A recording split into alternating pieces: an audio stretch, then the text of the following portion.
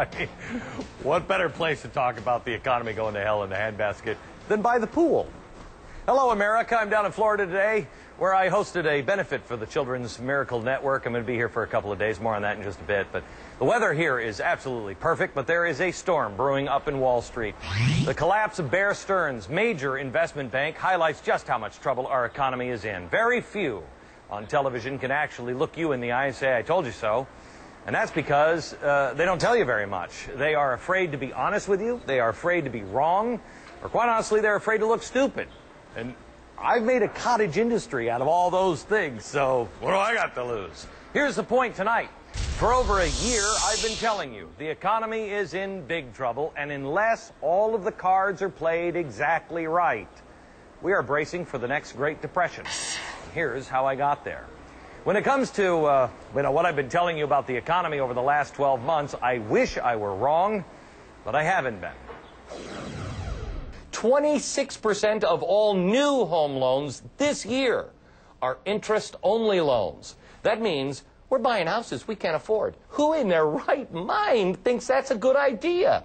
This banking crisis is a lot worse than anybody is telling us because everybody has a vested interest in making sure that it doesn't go bad. If we keep spending as recklessly as our government does, this good economy not really going to be around much longer. That was 2 years ago. I mean, even I can't be wrong all of the time, right? By the way, the one guy who is starting to finally see the light on this is Alan Greenspan. He's the former Fed chairman who now says the current meltdown could be the worst this country has faced since World War II. However, our current Treasury Secretary, Henry Paulson, has a rosier view. We have capital markets that are the envy of the world, that they're competitive, that they're efficient, that we move quickly when we need to address issues, and we have financial institutions that are strong financial institutions, recognized as such around the world, and will be strong institutions for a long time to come. And it's the job of regulators to come together during times of stress and address situations that help us protect our capital markets. No, I think he's got that one. Oh, yeah. Look, we know the mortgage crisis is having a ripple effect across the financial spectrum. It now looks like the Federal Reserve Open Market Committee is set to cut interest rates again tomorrow.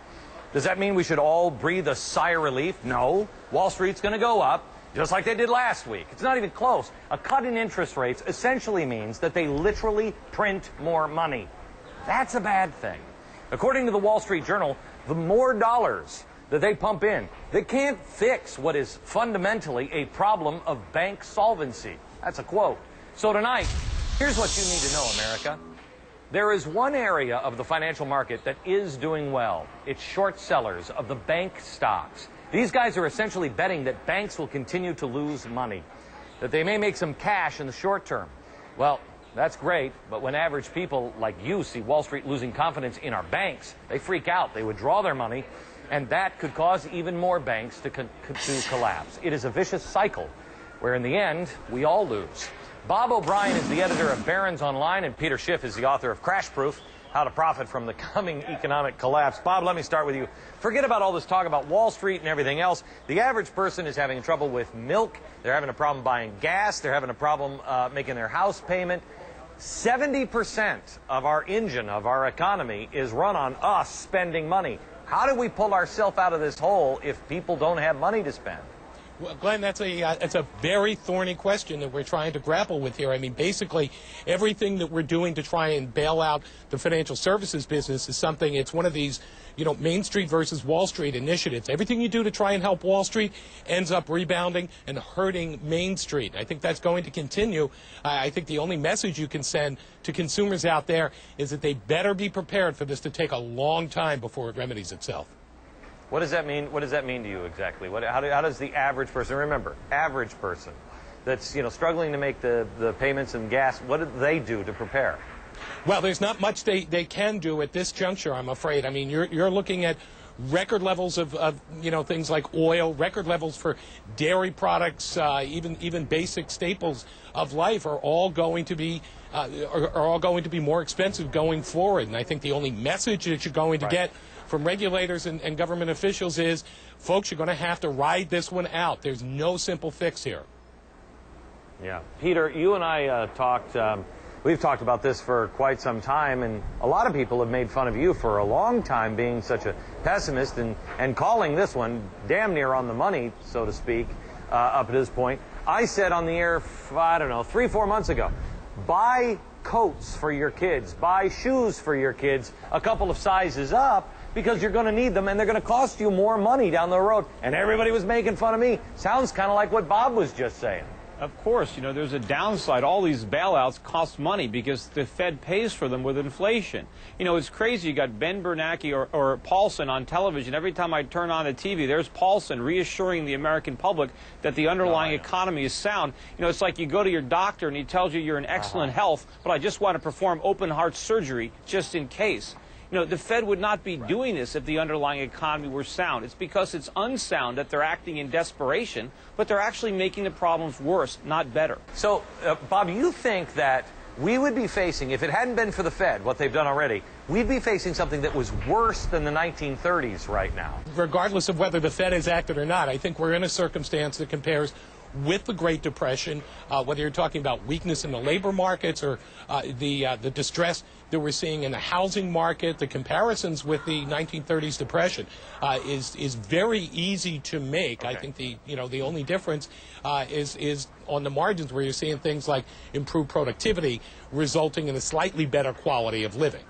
We're running out of bullets. The Fed is going to make another rate cut tomorrow. They did 2 massive things last week, and it doesn't really matter. They're just pumping more money into it. When do they run out of bullets? The market seems to be suspecting that we're going to see a 100 basis point cut in the federal funds rate tomorrow. That'll take it down to 2%.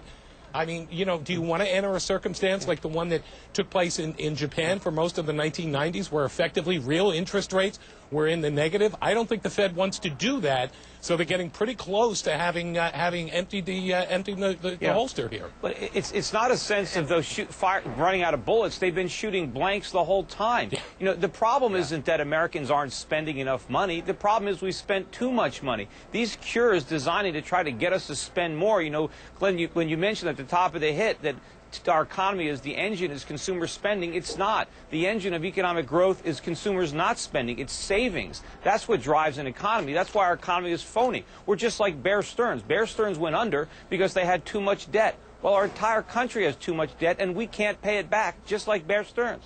Peter, I'm going to bring this up with Mary Matlin here in a few minutes as we talk about John McCain, but where are the real conservatives? Where are the people that say all of this stuff that the Fed is doing is socialism?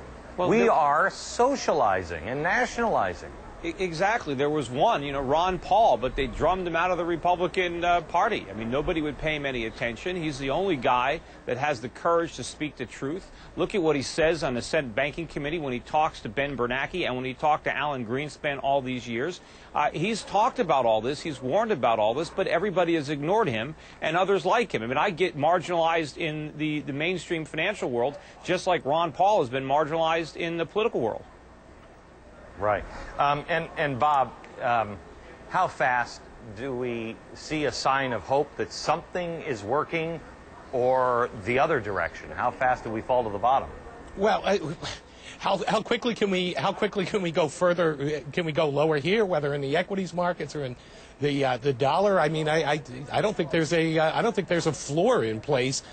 Traditionally, these kinds of cycles tend to be long-running cycles. I will hesitate, however, to say that when the financial sector starts to rebound, that typically puts in place a bottom to the market. So, if nothing bad happens, when will we know that? Well, when the bad news stops, you're only going to know it in hindsight. When the bad news stops, if Lehman Brothers doesn't go out of business tomorrow, if another investment bank doesn't need to go hat in hand to the Fed, then perhaps we can start to build something of a base here. But this market has an enormous amount of risk. Don't even look for the bottom. We're years and years away. There's a lot of pain to come. This thing is just starting. Our whole economy was a house of cards, and it is going to collapse.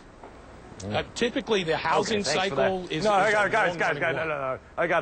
I got to leave it there. I'm an alcoholic. I'd put stuff in that here in a sec. Coming up, as the economy falls apart.